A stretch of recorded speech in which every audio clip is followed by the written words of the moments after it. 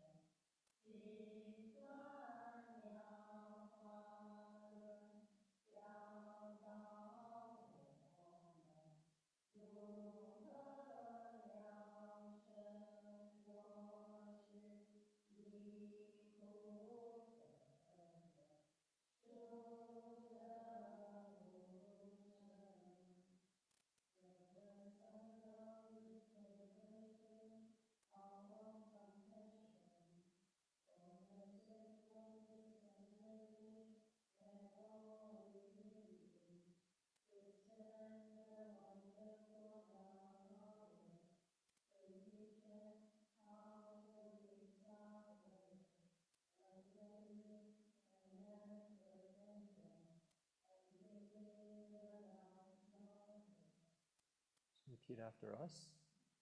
Namo tassa bhagavato arahato samma sambuddhassa. Bhagavato arahato samma sambuddhassa.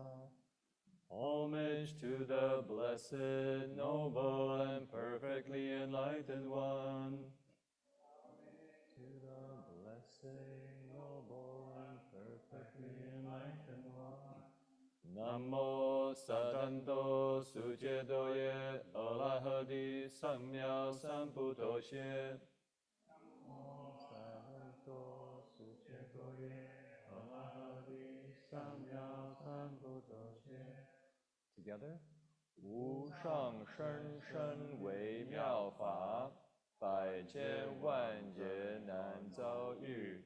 我今见闻得受持，愿解如来真实义。Okay, repeat after us. Supreme and wondrous Dharma, subtle and profound, rarely is encountered even in billions of eons. But now we see and hear it within our sight and hearing. May we understand the Buddha's actual meaning.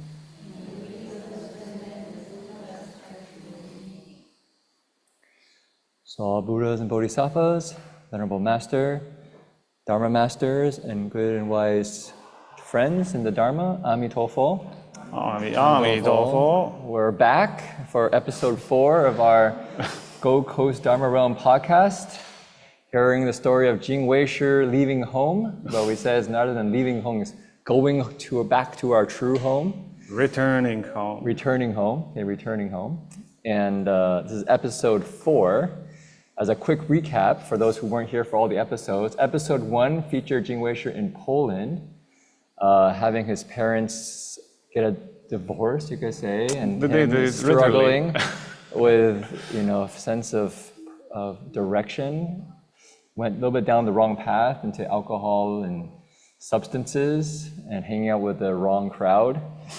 At one point he realized, I don't want to live my life like this. And he discovered the Dharma and really put his heart into the Dharma and was bowing like 1,500 bows a day to kind of really cultivate the way. And at one point he decided, you know what? I'm gonna go to the Pure Land, the city of 10,000 Buddhas, to cultivate the way. So that's episode 2 was when he actually arrived and you realize, wow, the Pure Land really depends on how pure your mind is. And he found out, wow, my mind is pretty messy. And so it was a lot of suffering. The squirrel was quite normal. Yeah, the squirrels were quite normal. He thought that the squirrels were somehow special at CDDB. They're pretty special. They're special. All beings have the Buddha nature. And peacocks are very adorned. Yeah, they're definitely adorned. And so he began to look into the monastic life and kind of try to make sense of how do I really cultivate the way as someone who come from Poland, not having much English, having no Chinese, trying to make sense of a Chinese community, doing like 5 hours of chanting every day, often in Chinese. So it just doesn't make much sense. And so episode 3 was his kind of attempt to make sense of his cultivation, which started off very harsh. We had harsh, hard, and hurry. And he discovered that actually there was another way, which was through loving kindness. So rather than say hard, you could say you're gentle. Rather than harsh, you're kind. And rather than hurry, you relax. You're slow. You're slow. It doesn't be like super slow, but you do things in a kind of relaxed way, at ease, 自在. And so episode 4 continues with him. I don't know are you a novice yet at this point? Are you still like our I think I already become a novice. A novice? Oh, we should tell the story of your mom coming here. Maybe because I think one of the stories we haven't told was actually what was Jing Weisher's relationship to his parents? Because over the 10, 15, now probably 20 years of cultivation, myself watching Jing Weisher with his family, it has completely changed. And I think a lot of it had to do with his cultivation. And so be very curious. Since you said you were now a novice, I would say first he was a trainee at Berkeley Buddhist Monastery. At one point he felt that actually bowing, what he was so devoted to, was actually not a good practice for him because he would actually be criticizing himself in his heart. Right? He gave it very dramatic. He said every bow was like a verdict. Guilty. Guilty. Guilty. Again, wrong, bad, Wrong. right? Every bow is, I'm no good, I really messed up. And he felt, well, this is actually not healthy, right? So he had to put down the bowing practice to find another way. And I think what we discovered was loving kindness. And I think he'll go into that more, but I think you're a trainee. At Berkeley Buddhist Monastery. And Leaving home ceremony is coming. leaving home ceremony is coming, becoming a novice, and it's coming up at 60,000 Buddhas. And so maybe you can share a little bit about that journey there. Yes, Jing Chuanshu says, I definitely can tell that I try to be sincere and put a lot of heart into practice, but it was very performative in some sense. I didn't even know that I try to impress others, be very kind of wholesome, very proper, being seen in this way, looking for acceptance and kind of welcome. And we mentioned that through our connections to Thai Forest Sangha, what can kind of become critical in some sense, we discovered those guys over there, they really enjoy their monastic life. Why I'm so feel miserable? And you can come to the monastery's radiance. Oh, Venerable, you come, with a big smile. It's like you feel, even toilets are welcoming, they have little incense, they're shining, and it's kind of uplifting atmosphere. So we started, asking questions. What is the secret, secret recipe there? What is the secret sauce, what they're using that make them? Some sense we talk about the Bodhisattva path, but they really embody this Bodhisattva path and they kind of Theravada, right? It's a little bit like, So we discovered, I mentioned last time, that loving kindness, and the loving kindness, it's coming from the heart of acceptance, unconditional care, and is connecting to a real experience of be exposure and feel welcome and feel kindness directly. In my case, it was grandma.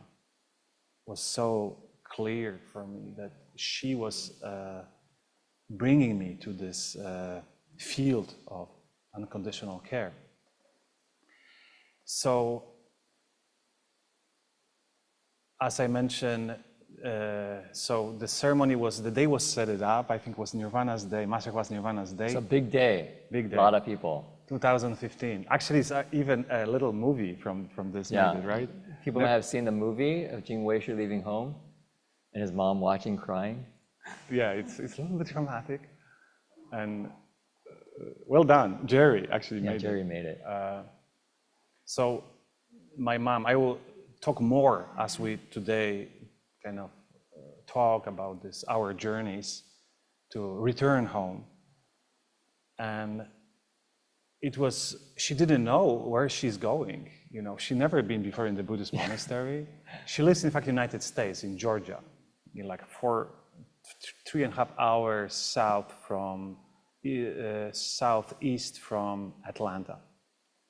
So she came with her husband, my stepfather, David, classic American guy and complete atheist, but very kind guy.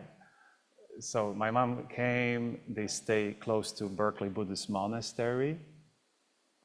And I remember I invited them for a Thursday night lecture by James Barras inside East Insight Meditation community.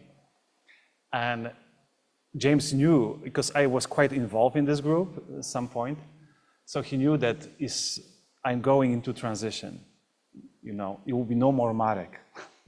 I'm going into Qin Xian Shi, it was my name. And in the end of the lecture, my parents were there, and he announced to everyone, I want to tell to all of you that someone known as a Marek is going forth. He is leaving home. They don't say loving home, going forth. Going forth, they use the word going forth. Going forth. And so I know also his parents are here, so congratulations. And everyone looked at my parents, turn on, they said, wow, congratulations. They're a little bit kind of embarrassed, you know, but I think it was the first moment they associated a leaving host ceremony to something significant, something that people really admire. Before for them it's like, okay, I don't know what he's doing, but okay. He always was weird, so now he chose the weird path. Okay, and they came and, you know, everyone also want to congratulate them, and my mother definitely can hear. The mom is very happy when something significant and important happening, and everyone recognizes that. And I remember someone says, are you meditator? You know, to the David, to my stepfather, you know, he's like 60, 70 years old guy, kind of classic American with the kind of South accent. And he said, no, I'm not meditator, I'm contemplator. But anyway, they stay a few days at the Berkeley Monastery. I remember joined, met Jin Chuanshi, met Marty, Verhoeven, you know, those who remember the pictures of Hank Chow who bowed together with Marty, with Reverend Sher. And they met in the 3 days, like maybe 4 or 5 super interesting people you normally don't meet. And they are really, really inspired. You know, it's like, wow, what is this community? So interesting people. And remember, we went to City of 10,000 Buddhas. You know, it was 3 of us. And my mom definitely was tough for her. She take a lot of the little handkerchiefs, you know, handkerchiefs, many of them, and just crying all the time. You know, it was a very kind of, I remember, significant moment. You know, the whole ceremony went uplifting. More than 1,000 people show up. It was Nirvana's day of Master Hua. So under the tent, a lot of people. And I came to them and I wanted, from gratitude, I really want to express my gratitude. I want to bow down to you. And I bowed to 2 of them, and I stand up, David, full of tears. Never before bowed to him. That doesn't happen in America. Entire life. And simple gesture, and it's coming from the heart. I feel so connected to him and to Mom through this simple gesture, because I really felt the gratitude and fact that they came here and support me in this significant transition was very, very, very uplifting. And I think, I don't know, maybe you can say, so did you meet your mom before this a couple of times? Yeah. Or was it? Oh yeah, so. Because Jing Weisher, if you remember, his mom actually left when he was 10 years old. So there was a span of how many years you didn't see your mom? 17. 17 years. 17 he years. never saw his mom until 27 years old. She left. Interestingly, she entered 1986 to United States. She wanted to book a ticket, all was sold out, and this plane had a crash. All people died. So she went the next one, you know, that's a little interesting note. So some bodhisattvas probably are involved in this. So she went like which happened to many Poles. It was kind of, I mentioned before, it was quite tough, poor, kind of a communist situation. nothing in the shops, you know, the bread and vinegar. So she went there. Plan was that she would stay a year or two, end up that she stayed forever. Didn't work out her relationship. She was illegal at the time, so she couldn't return. And I tried to 4 times attempted to get a visa. I was rejected every time. So we didn't have at the time Skypes or, you know, or WhatsApps, Zooms. You know, I remember I used this. I saw actually in Australia, in Sydney, you have those normal phones, you know, on the streets. Payphones. They're gone. Yeah, they're gone now. In Europe or in America, this is what caught my attention, because I so remember anytime go there and to call my mom, it was AT&T, and ask that she will pay for the call. And the operator called her, and are you willing to cover this cost of this? Oh, yes, okay. So this is how we maintain relationship and the, you know, letters. But 17 years I didn't see her. And she finally came to Poland. She was already a US citizen. And kind of the weird feeling on the airport, you're meeting someone who is so close to you and somehow so distant. Because in my heart, she was, you know, I saw her pictures, but in my heart, I saw her when I was at 10. And now it's a little bit older, and she kind of tried to hug me, and it's like, I feel a bit uncomfortable, you know? It's your mom, but, so it was interesting psychological challenge to reconnect, to kind of to come together. So a few times later, I mentioned before I decided to move to the United States, I twice was in City of 10,000 Buddhas and visit her house. So we you know, we have like few weeks all together before she came to Berkeley. Yeah. So this is a little bit the context. And so I remember when, you know, I become a novice, they return, and I have a phone call with her. And just, so Mom, how it was? And it's like, wow, it was very, very emotional. She says, I only remember once, it was that emotional when you was born. So it's like, huh. So I was born again, in many ways. Born again, yeah. Born again, you know, and become a journey that, as Jin Chuanshi says, we're changing the name, leaving home, returning home, reconnecting to home, reconnecting to our parents. And sometimes parents are afraid that, oh gosh, I will lose him or her if they leave home. I remember the story of Ajahn Jayasara, very respected Thai monks. He's English monk. One Thai woman came to a little bit complain that I am not sure that this is a good choice for my son to become a monk, you know. Maybe it's better he have a family and so forth. It's, don't worry. When he become a monk, you will be number 1 to the end of his life. When he married, we'll be number 2, number 3, or number 4. So don't worry. This connection will not loosen. We will be not weakened. Side note. Maybe I add, I actually think this is something that I'm not sure how it works in China, but at least as Buddhism comes to the West, I see it's actually very important. I can tell you a kind of a funny story. I remember I was actually with my mom at a monastery, a DRBA monastery, and one of the bhikshunis was actually talking to my mom.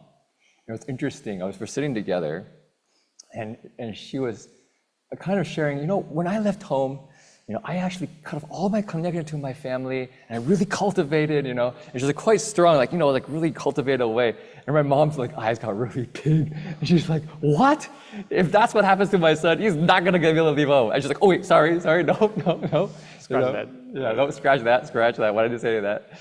But I already realized is actually, for Buddhism coming to the West, actually because in America, oftentimes the family relationships are actually often broken or not really that strong. And so actually becoming a monastic requires actually working on that relationship. So I was really struck at Abhayagiri Monastery how much emphasis they have on relating to your parents. They really encourage the parents to come to the monastery, to meet the senior monks, have a real conversation so the family begins to trust the monastery, have a sense that this is a good place, I can trust the people here, right? It's like this sense of your son is well taken care of. And then they actually come, it's amazing, they come for the ceremony for their son leaving home, and they offer the robes. Requisites. And they offer the bowl. And it's so touching. So the parents come, they kneel, they learn a little bit of the ceremony, they take the robes that now their son's gonna wear as a monk, and they give it to the monk to then take it to their preceptor and say, I'm gonna leave home, you know? And that's so beautiful that this family gets brought in. And I think that's actually something very meaningful we can also do in Dharma coming to the West, because in many ways, the monastic life is such a wonderful thing to celebrate. Yeah. It's not something like a huge loss to the family. I have sense that's what happened with my family. I think over the years, I kind of learned, I won't go into super detail, but I was very moved that my whole family came up to see me leave home in the city of 1,000 Buddhas. And I remember when I had my family and my friends, like almost like 50 of them. They were in the guest building of the ARBU building, and they were all kind of together, sitting there. And I came in, now as a novice, and I came in, and I remember my grandfather was sitting there in the center. My grandfather was very against me leaving home, because I'm the eldest son, probably wanted to carry on the family. He didn't say that much to me, but I can see he wasn't like very happy with the idea. And he saw me, and I remember one thing he said, I don't know if I can get it right in Chinese.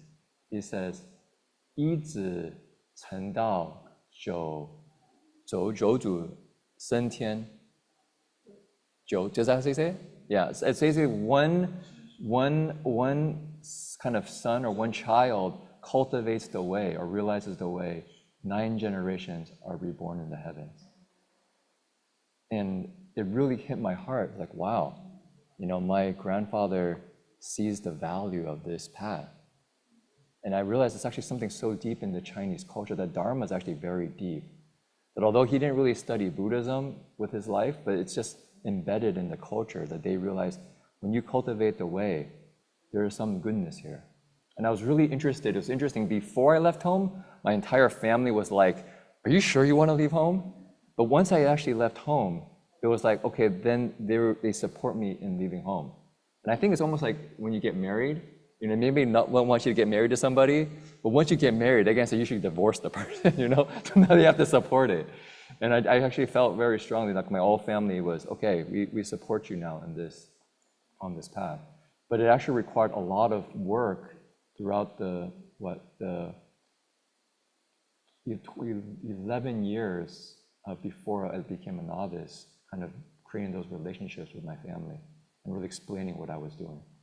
Rather than, actually, when I started, I actually tried to cut them out. I'm gonna leave home, so I'm gonna just do my own thing. But it's like, no, actually, I really need to communicate with them, explain to them, respect them, and show that I've matured as a person to have them have faith that this is a good path. So anyways, family. Family. We're back to family later. So I was a novice, and it's interesting to share with you all this kind of ups and downs and failures, how to make a sense of monastic life from the Caucasian points of view. So we mentioned the loving kindness become a very important element, felt in the heart, and it was more an attitude, what we kind of brought almost to every activity, right? Starting with the morning ceremony. Am I relaxed? What is my attitude into it? And during the different ceremonies, chores become a beautiful expression of it. Oh, I can take care of the space. I can make space beautiful, but actually what I make it beautiful is my heart. And we can feel it when we engage with this relaxed care. Not to be praised by someone or noticed, I just want to care because it's important for me.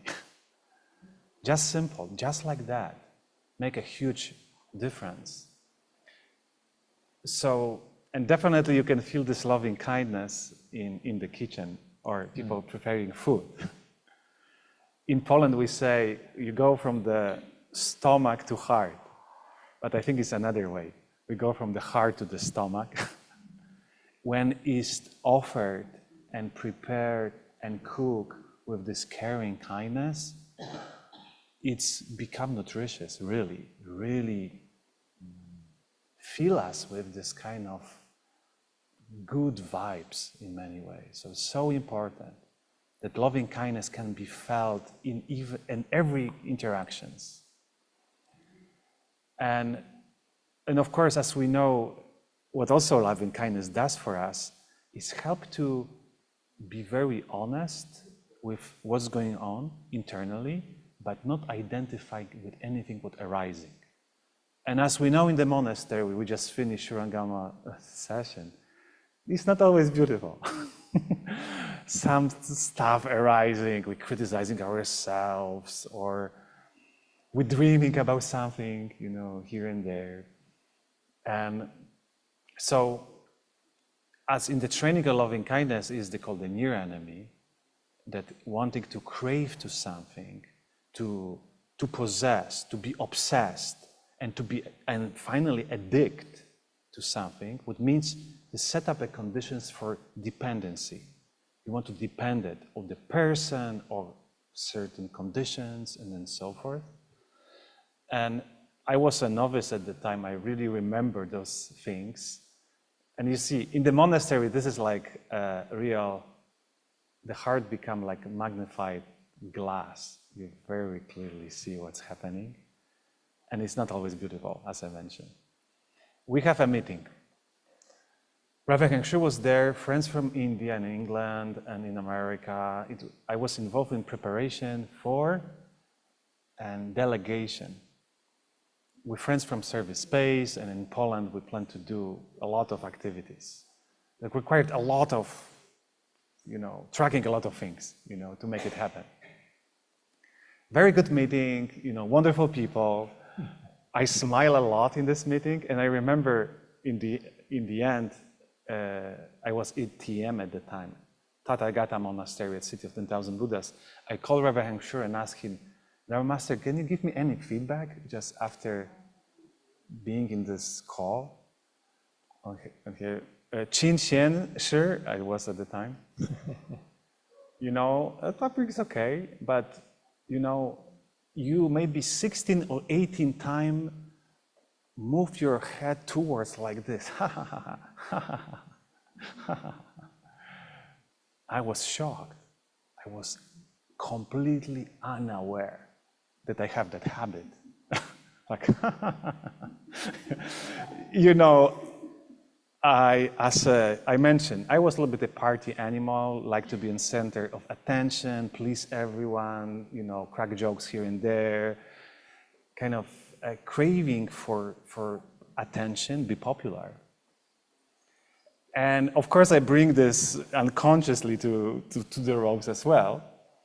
And Reverend Shure very gently, but give me very sobering feedback, And he says, you can smile, it's no problem, but be careful with that, because I noticed the difference between be nice and be kind. I try to be nice. I try to please, I could get attention, get something, be recognized as a cool. And everything happened unconsciously. And I remember we have a regular meetings every week in BDM, and one day Reverend Shure says, Qin Xian Shi, good, you didn't smile that much. It's like, okay. So it was interesting. For me, for some people who are mean, maybe it's good to smile more.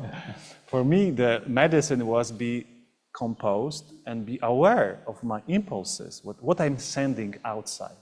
I was not aware of it. So notice his name became Jing Wei. Wei the way.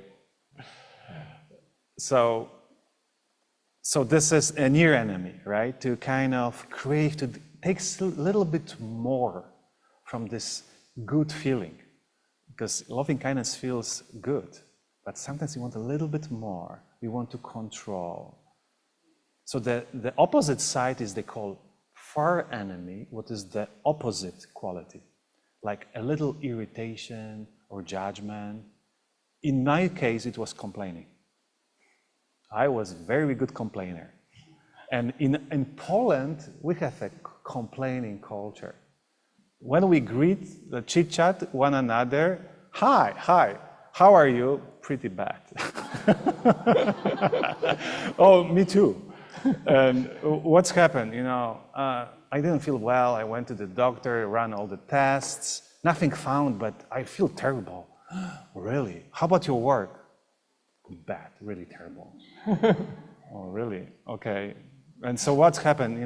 Salary frozen, no promotion. And how about, economy now? Economy, very bad.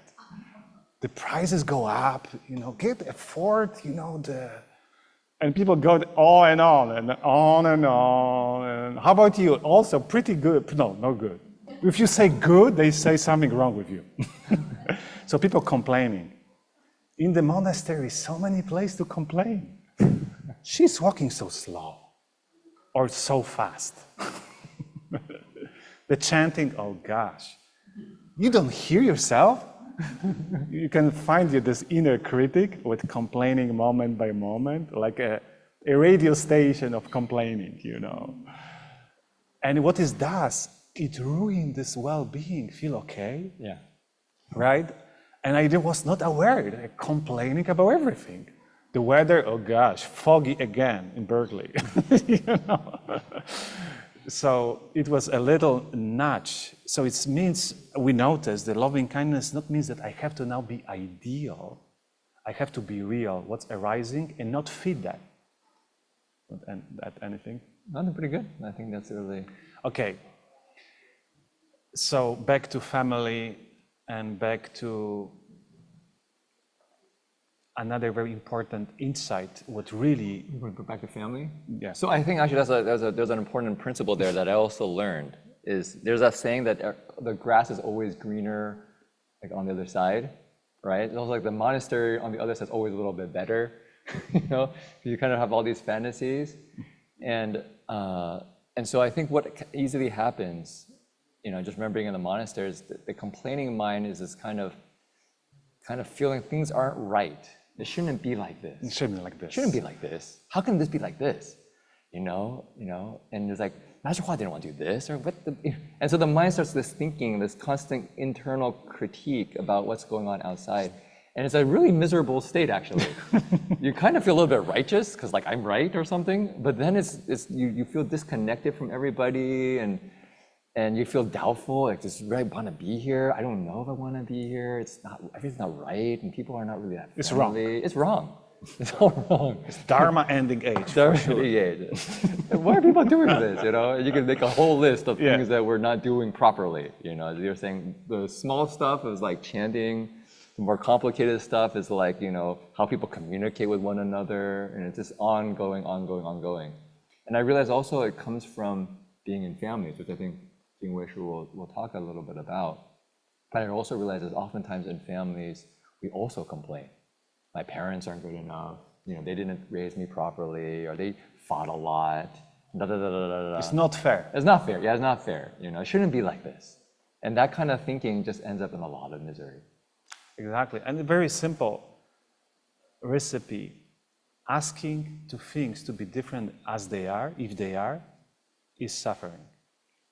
And for us, this is what may make this loving kindness boundless is equanimity, is the necessary ingredient to make this heart boundless.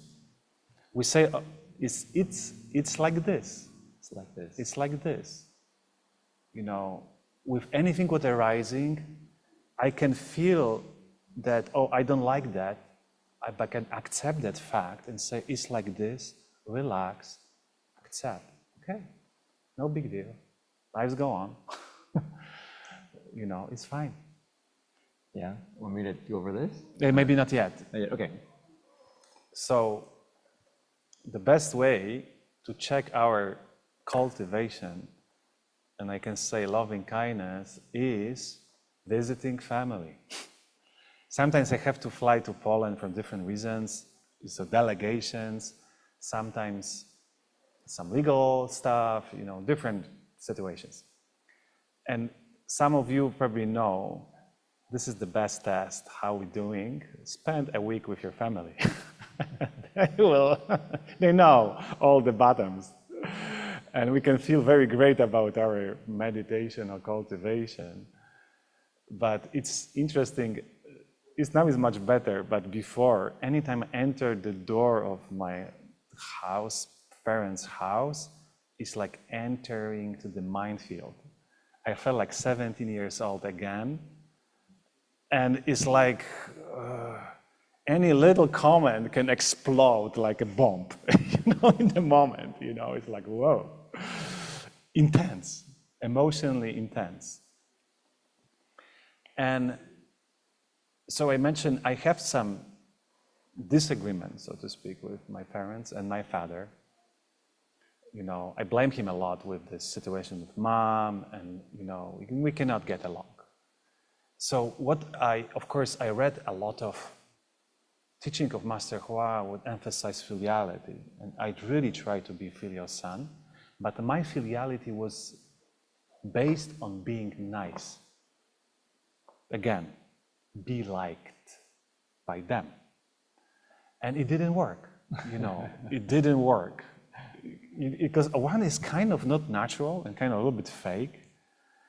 And it also required a lot of work. Constantly be nice, oh, hello. And you feel that it's not natural, kind of. So I remember the big shift when one point I noticed that I am not here to change you. Because all my life I want to change my father. It was behind the scene, kind of there, you should be this way. You should be different. You should make this decision different. You don't understand me. You don't listen to me, truly. Is constant expectation, and this really shut down our relationship. And that simple shift, I don't need to change you. I can accept who you are. This is your life. You make your choices. And I can support anything wholesome in you in the best of my ability. Just, and it's like, wow.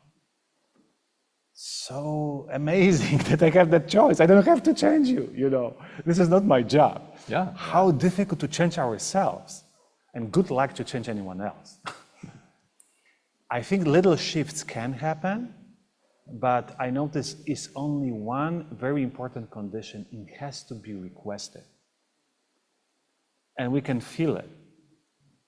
And besides that, I can just show up in their lives for very short periods of time. And main thing, be just relaxed. And it's like this, oh, my parents don't get along. My father got angry about some, very simple things. You don't, that... you didn't clean correctly something, to my stepfather. It's like, it's very wrong. No. Okay, he make this comment and I just relax. Okay, it's fine. And it's interesting when we show up in this way, in a very relaxed way, and have a little bit sense of humor around things, actually things start working. More smoother. Very much. At anything. Sure, I can add. I don't know, another father story. Actually, I think another thing is really important, at least for young men, is to learn how to work with their fathers and actually accepting our fathers. I remember growing up, and my father is someone who's very smart. He was like top of his class, top of his kind of scores in Taiwan and so forth. Studied physics, and so he's brilliant in physics and math. I remember as a kid going to my father to ask him questions for homework. And usually his first comment to me is, you don't even know this? Go learn the basics. Don't waste my time. And so I always feel like I'm very stupid around my dad. And so I basically learned to not ask my dad any questions. Because, it's like I do very well in school. I actually ended up studying physics in college, so it's not like I'm stupid, but I always felt a little bit like I'm stupid with my dad. In Buddhism too.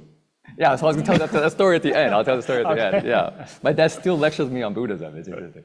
So I remember actually this was more near the end of high school. I actually had a wish in my heart to say I really want to learn from my dad, and so I actually just went to my dad and wanted to ask him some questions about things, and he started out kind of saying a few things, and I just took a deep breath, relaxed. Yeah, I don't really understand this. I really want to learn from you. And then he actually really communicated with me. And all of a sudden I realized my dad, in order to feel safe, needs to feel he's the smartest person. That way, if he feels that, he can relax. So I just said, let him be that. No problem. You can be smarter than me. No problem. I don't need to fight. I don't need to fight. Before I would just fight, And it's like, no problem. And of course, I didn't know this principle of equanimity when I was in high school so clearly, but I think over the years I learned it, especially now, as I really learned it, it's the sense of just accept my dad for who he is. I don't need him to be different. And so when I call him, it's interesting, he often lectures me on Buddhism. He says, you're reading all the wrong sutras. You should be reading these texts. I'm like, okay, what do you want me to read? He's like, you read this and this, that, He's really into the Pali text, and he's not so much in the Mahayana text. I remember when I started out to argue with him, like, you shouldn't say that about the Mahayana Sutras. That's really dangerous. It's disrespectful. Disrespectful. They say in the Mahayana Sutras when you disrespect the sutras. I was like, okay, Dad, sure. And I realized this is his way of also being a father. He wants to advise me, as his son. And it's kind of funny because I'm actually a monk, and he's trying to explain to me Buddhism, but I can relax and enjoy having conversation with my dad. And to me, that's like amazing because from there, I actually found our relationship started to blossom. Where now he comes to the monastery, he still can lecture me on Buddhist things, but I actually see he really respects me as a monk. He sees, wow, there's so many people who come to the monastery and are really helped. Because before he thought, becoming a monk was a waste of your life. You should go on, make a lot of money in society, you can give it to the temple if you want, but being a monk is going to waste your life. I said, wow, this is actually a very meaningful way to live.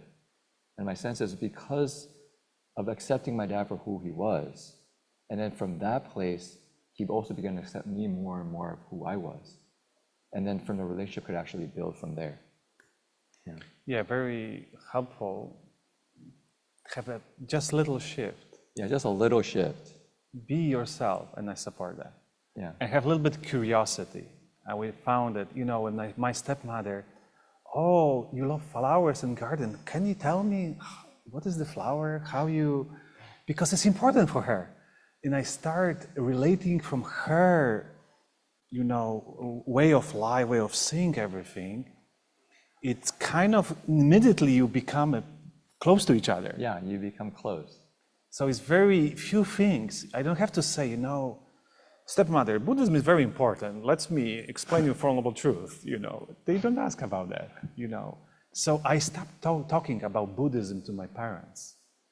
But fortunately, there's sometimes occasions that the Dharma can come out. Yeah. But to me, the loving kindness and equanimity is the way you speak Dharma for your family. Yeah. That you show up consistently and you always care. And you show up and you're always peaceful. It's just and you really respect them for who they are. They really feel accepted. And they just see you just developing the stability. When they get upset, you're still relaxed. And you say, Mom, it sounds like you're really upset. How can I help? Dad, okay, that's an interesting point of view. Let's see, how will you think Mom will respond to that? Let's think this through, And it's like all of a sudden, you become like an anchor in the family. And it doesn't have to be Buddhism, but they feel like, wow, there's something good here. There's something wholesome here. So anyways, there's a much more I think we can... Maybe you have to finish this finish story. Yeah. So talking about equanimity, and it helps to maintain this unconditional care, as we mentioned, boundless, really connected to others, but also kind of ground us and center us in the very tough moments in our life. And all of us will go through them. Talking about family, it was 2021.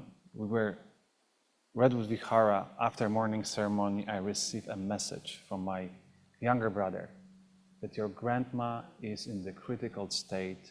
She's now moved to COVID department, and probably this is her last days.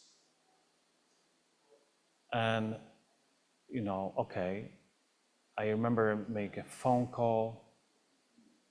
Very fortunate to talk to the doctor. She was quite open, and I asked her, if you will be in my shoes, you recommend me to go? She says, yeah, I will book the ticket as fast as possible. Okay, I have very fortunate conditions that I could go. And arrived there in my home city, and remember the time of the COVID, we didn't have any vaccines at the time. You have to register where you stay before you even come. And remember,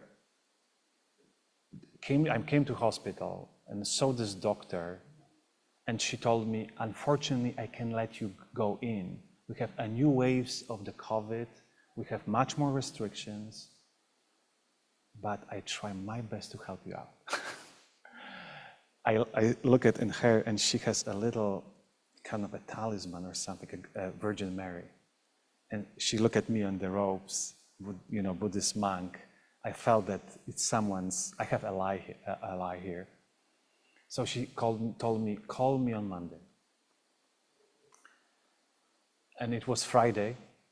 And I remember the Monday came, and I call, and the doctor says, yes, you can come, but you have only 15 minutes to see your grandma.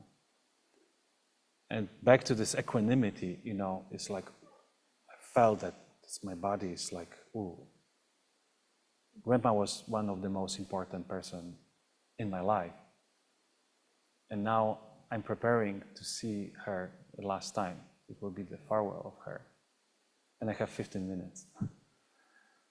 And I remember we have a little park next to the city center. I went there, sit on the bench, park bench, and start reciting Great Compassion mantra. Kind of calm me down. Okay, finally get to the bus, came to the hospital. And that time it was pretty tough. First they tell you have to sign up to the special document. You will stay 15 minutes. Anything happened, you were caught, you know, you were transmit any COVID, it's your responsibility. I have to sign all those documents. And they told me, you cannot go like this. They give me a special suit. Put the suit, double gloves, double protective shoes, face shield, double or triple mask. I have like, you can just see my eyes, and I was like an astronaut. Look very weird. And immediately it says no any breathing. Whole body was wet. And the nurse came, okay, are you ready? Yes, okay, follow me. And I remember this kind of moment, and they opened the door to this COVID, you know, department. It was like complete silence.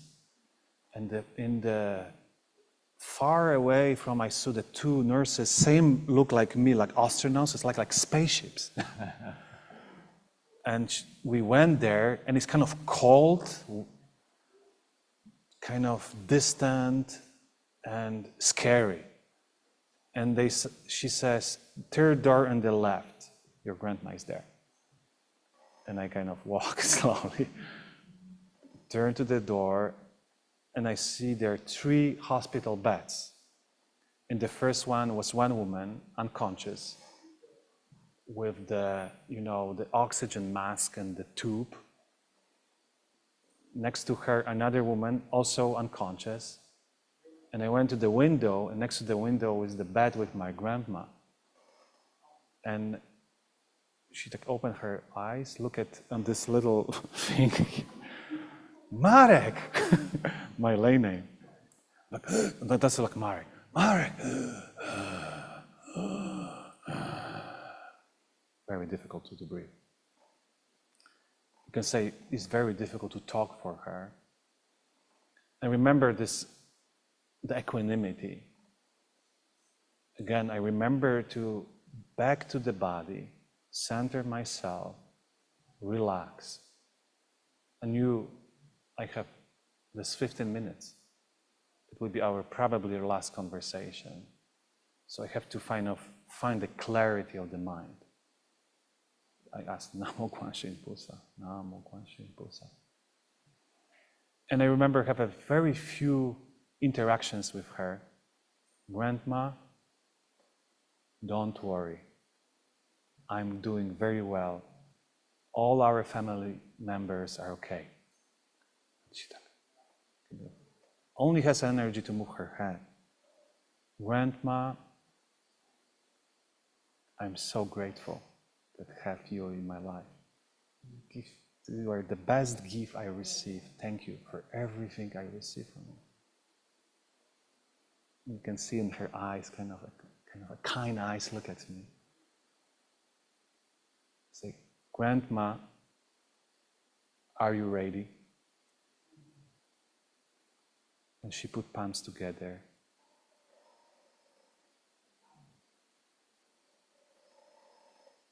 Say, Grandma, now it's time to pray.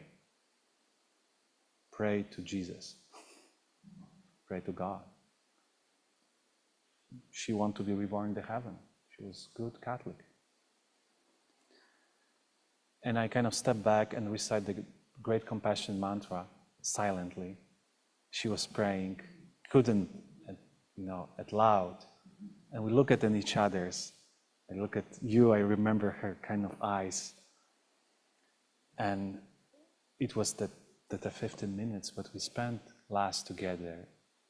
But having that choice to connect to the body, to have this, maintain these emotions that are arising and welcome them, but have a kind of a spaciousness around them, very grounding. It was very, very important.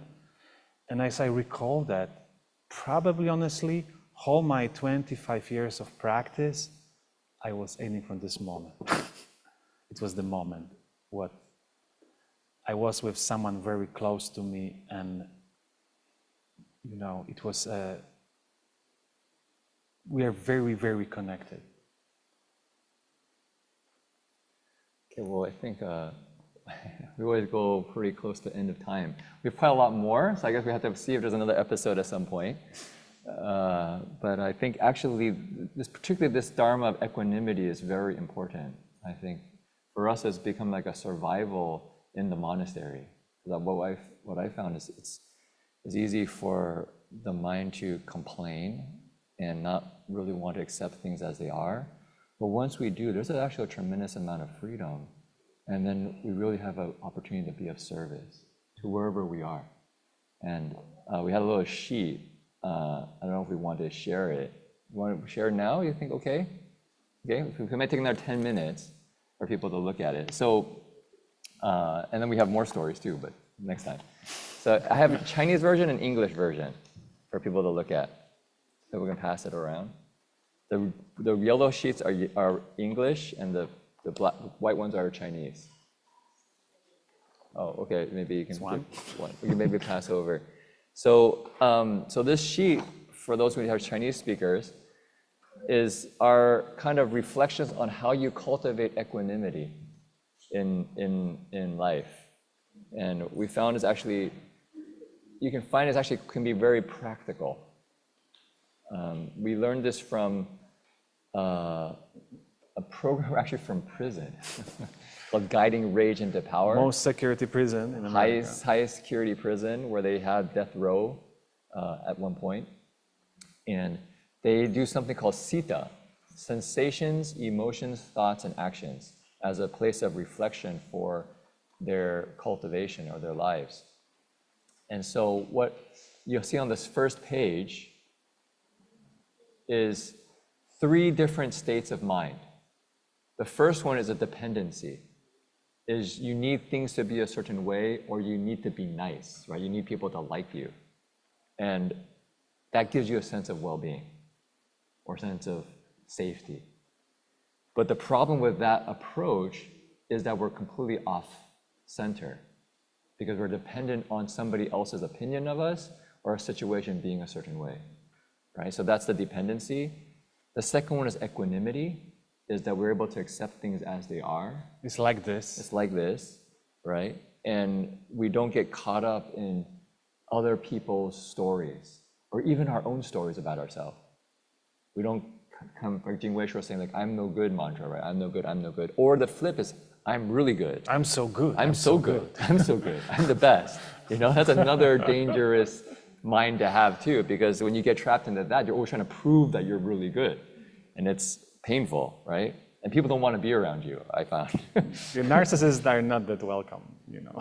So, and the last one is we call the near enemy of equanimity. It's called indifference.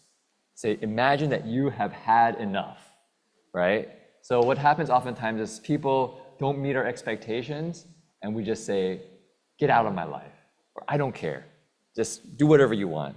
Or, you know, you've just been in a situation long enough, you're like, I don't care anymore. I just do whatever needs to be done, but I'm just gonna do the most minimal. I'm just gonna like even make this thing fail because I don't believe it anyways, right? This is the kind of mindset of indifference.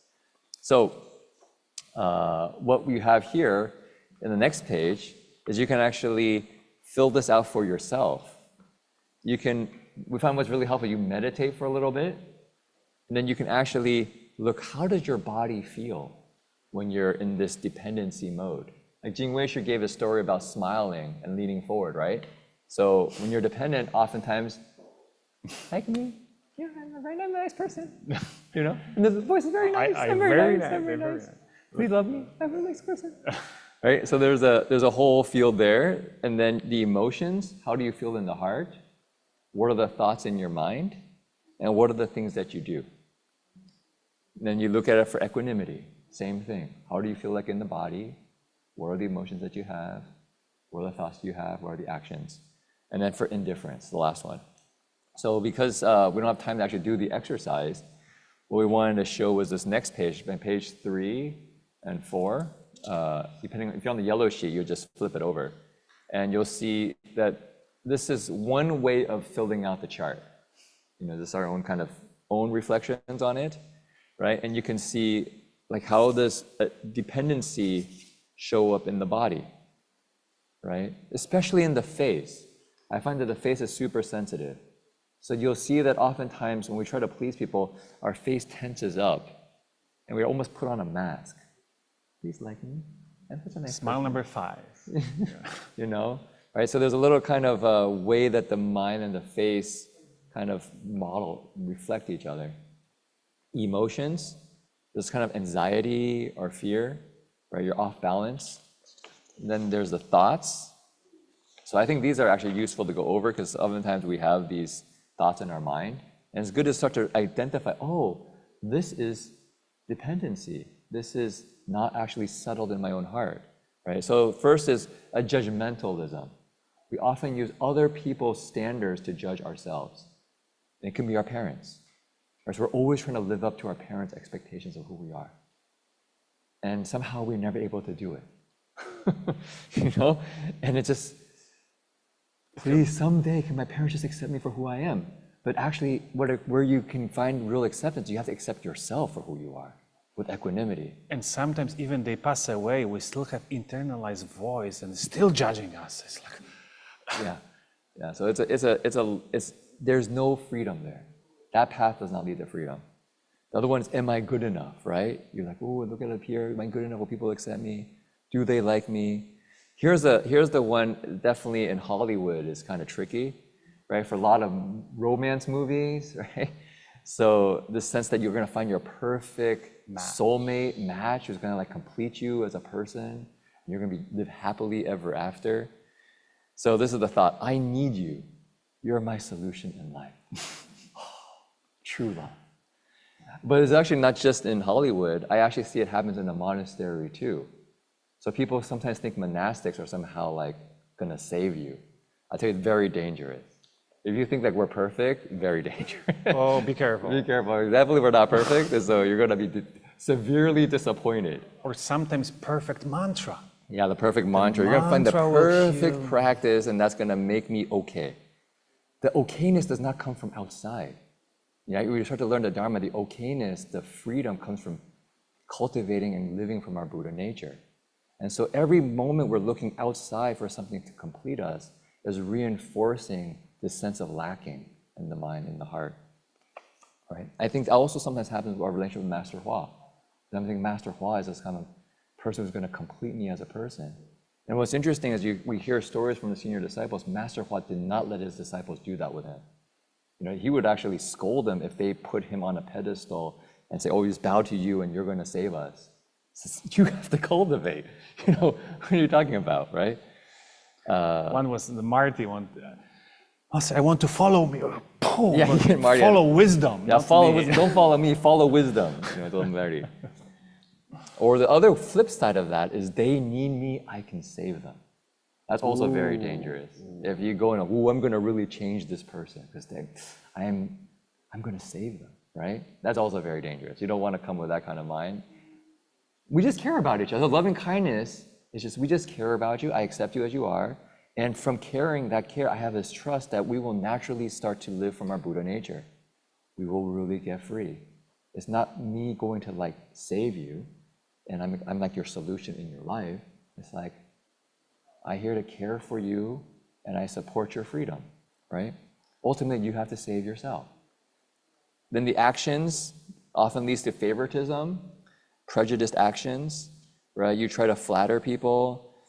You often stop listening inside because you're always looking for other people's approval. So you're kind of like listening to everything outside, but you don't actually know what my deep calling is. Like we talked about the first day we were here, we talked about our deeper vows. What's really our deeper purpose in life?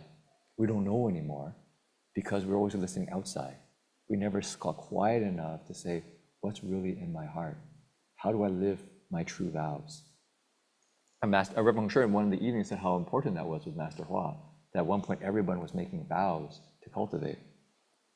Okay, I won't go into all the details, but I think another one is really important is the avoiding conflict. Sometimes what happens is because you really want everyone to like me, I don't want to get into any conflict with anybody else. So what happens is this conflict becomes just kind of pushed under the rug and things don't actually get resolved. And boundaries are not very clear. So what happens is, let's say you're in the monastery and people can actually do things that are actually not very healthy for the whole community, but no one holds them accountable. And what happens, you have a toxic community because people can act in ways that actually hurt others, right? And this happens in families too, happens in many communities. And what does equanimity does? Make heart fearless. Because we are very connected to our principles, to kindness, but we are not will be manipulated by any conditions. Yeah. We clearly see and we relax, okay, so that boundaries can be established from the place of caring, not rejection or fear. So just given the time, I'll just point to the next two a little bit. So the equanimity one, so in the body, I think you'll feel it. You're just doing the Shurangama mantra recitation. Right, after you finish reciting Shurangama mantra, I really find is an equanimity Dharma. It's got this kind of Namo Sadando. It's like very grounded, right? It's like so you finish reciting, you just feel this kind of sense of fullness. I'm solid, right? Ultimately durable. Shuranga means ultimately reliable, right? And so you can see what that experience is in the body. How do you feel in the heart? The sense of peace, calm, balance. Now, the thoughts I think are interesting. We had someone, it's like this. I accept things as they are. It's not, it should be another way, right? Not the monastery should be another way. The Dharma master should be another way. My parents should be another way. My children should be another way. The country has to be another way. The country should be, like America right now, what's going on. It's like, you can get very complaining or say, it's like this. It's like this. We have what we have right now, and relax. We can do our part well. And so we try our best to support where we can, but if we start to complain, then we get sucked into the negative energy. And why do we want to do that, right? Why do we want to let the negative energy control us? We just relax and we do our best to be of service. The second one is actually, you see Master Paul says that all the time. Everything is okay, no problem, right? That's equanimity. Everything's okay, right? Even if everything's falling apart. Actually, that's because we don't accept it as it is. It's like this. Living beings are like this. We're confused. You know, that's how we got to samsara. So it's like this. So this is the relationship. I care about you, but you're responsible for your own life. I'm not here to save you. I'm here to care for you and give you support and resources so you can be free, right? Or I care about you, but I can't control your happiness or your unhappiness. That comes from the choices you make in your own life, and I can't control your choices. We often say this is one of the very important lessons for parents, because in the end game, you can't control your children's choices. You can care about them unconditionally, but they're going to live their own life, and they can actually make a huge mess of their life. But you don't have to let that make you feel like a failure, make you feel like I'm no good, I'm a bad mother, I'm a bad father. It's like, you tried your best, your children made their decisions, right? But you can keep showing your care and your support, and at some point, something might arise. It comes from the seeds of compassion and equanimity, not from the mind of fixing and control. That leads to a lot of suffering. I think you watch people try to control other people, it just ends up a lot of suffering, you know? Okay, so last one, people are impartial and fair. You can be very truthful in your language. You can hold people accountable because you're not afraid of them not liking you. But you hold them accountable not in a mean way, not out of anger or frustration, but out of kindness. Because you see really good parents, they actually have to create good boundaries for their children. They talk about this in parenting. If a child doesn't have boundaries, they don't feel safe. So they'll test, especially at a certain age, they'll test all the boundaries to know where can I go so that I know where my boundaries are. They actually say this specifically with fathers and children and their sons, is that they often fight, you know, they play fight, but it's actually, whenever there's violence, like the kid actually does something violent, the kid play fighting stops.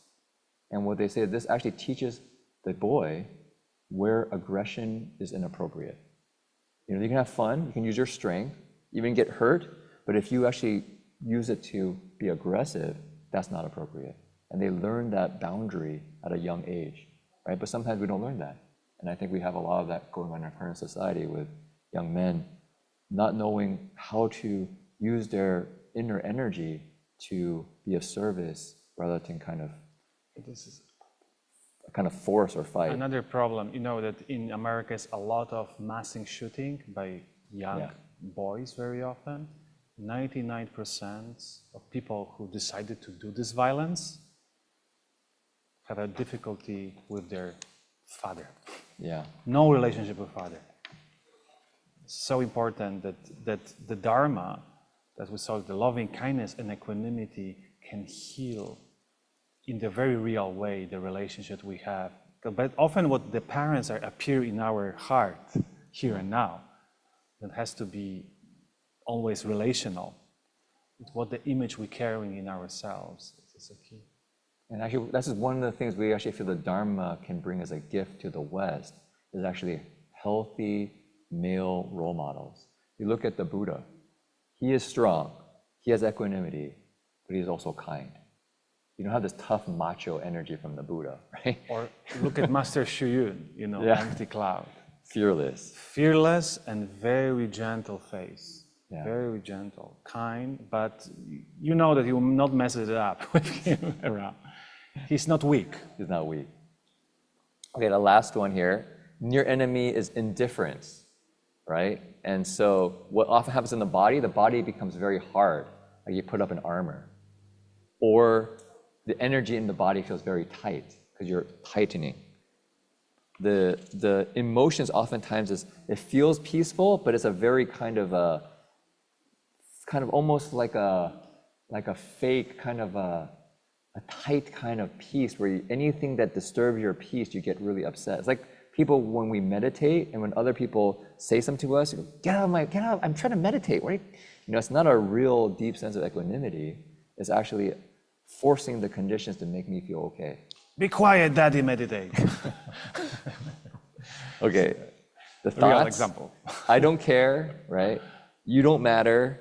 I'm too cool for this. I'm too important for this. I don't need anybody. Other people are a nuisance. And what are the actions? We stop paying attention. Indifference closes the heart, closes our awareness. We don't really have good boundaries. Actually, what our boundaries become are very rigid. You know, they come out of anger or fear. And so we just put these very strong boundaries up and we're just protecting it. It's not flexible. We're not able to dynamically change based on the situation. So anyways, we thought just give it to you so you have some place that you can use as a reflection for yourself. Because for us, this was a lifeline. Because in the monastery, it's not always easy, especially in relationships in the monastery, we found. Not everybody comes to the monastery is a Buddha or a Bodhisattva, or sometimes even like got very good people skills. And so being able to have these dharmas actually allow us to interact with everybody in a way that you actually maintain your inner freedom and your joy and your care and be okay with whatever the situation is. Yeah. Yes, you know, and we chant this in the Guanyin retreat that Metta Sutta, the Sutra of Loving Kindness, is the one line. As a mother with her life, protect with her child, her only child. So with this boundless heart, we cherish all living beings. So the equanimity protects the kindness as our child. Mm. Yeah. So the kindness is so important, so valuable for us that we not want to move into aggression, controlling, or indifference. So we're protecting this kindness every moment. Okay, so I think everybody's been very equanimity with us. We're going a little bit over. So I think we can do our dedication of merits, and very happy you can all join. You can keep the sheets if you like, or pass them back, but they're gifts if you would like them. Okay, 我们回向功德. Anything else? Oh, good? Okay. Okay.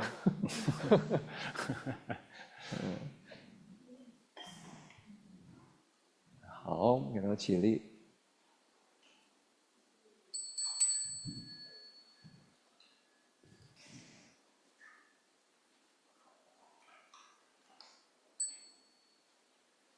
愿你此功德庄严佛净土，上报四重恩，下济三途苦。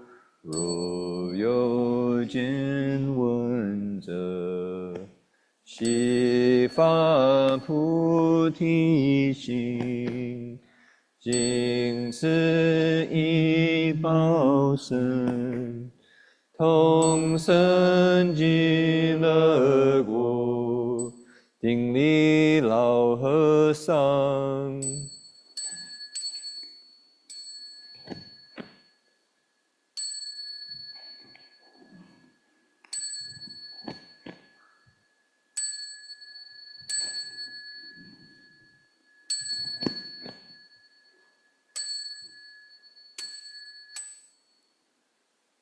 Okay, 阿弥陀佛. 阿弥陀佛. See everyone tomorrow. Another day of practice.